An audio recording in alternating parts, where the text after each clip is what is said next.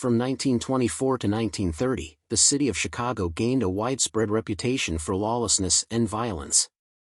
Not coincidentally, this phenomenon coincided with the reign of chief crime lord Al Scarface Capone, who took over from his boss Johnny Torrio in 1925.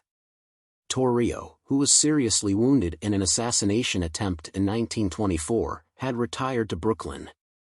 Prohibition, ushered in by the passage of the 18th Amendment in 1920, had greatly increased the earnings of America's gangsters through bootlegging, the illegal manufacture and sale of alcohol, and speakeasies, illicit drinking establishments, as well as gambling and prostitution.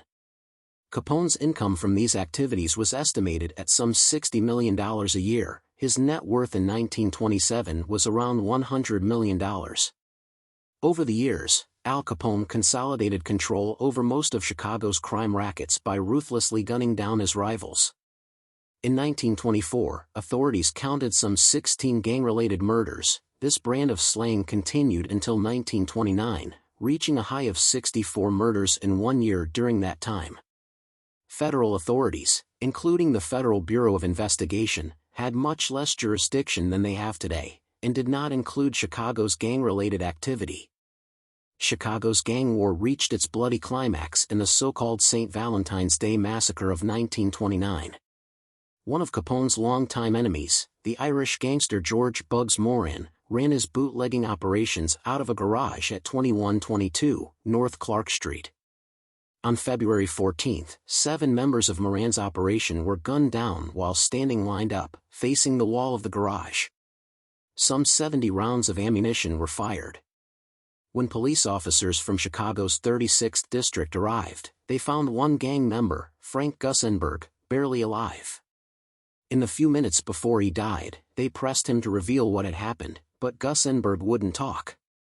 Police could find only a few eyewitnesses, but eventually concluded that gunmen dressed as police officers had entered the garage and pretended to be arresting the men. Though Moran and others immediately blamed the massacre on Capone's gang, the famous gangster himself claimed to have been at his home in Florida at the time. No one was ever brought to trial for the murders.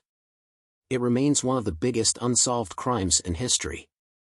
Though the St. Valentine's Day Massacre marked the end of any significant gang opposition to Capone's rule in Chicago, it can also be said to have marked the beginning of his downfall.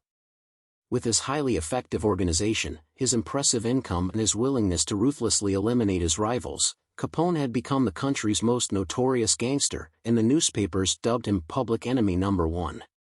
Federal authorities began investigating Capone after he failed to appear before a federal grand jury after being subpoenaed in March 1929. When he finally appeared and testified, federal agents arrested him for contempt of court. Capone posted bond and was released, only to be arrested in Philadelphia that May on charges of carrying concealed weapons. Capone served 9 months in prison and was released for good behavior. In February 1931, a federal court found Capone guilty on the contempt charge and sentenced him to 6 months in Cook County Jail. Meanwhile, the U.S. Treasury Department had launched an investigation of Capone for income tax evasion. Through diligent forensic accounting, Special Agent Frank Wilson and other members of the intelligence unit of the Internal Revenue Service were able to put together a case, and in June 1931 Capone was indicted for evasion of federal income tax.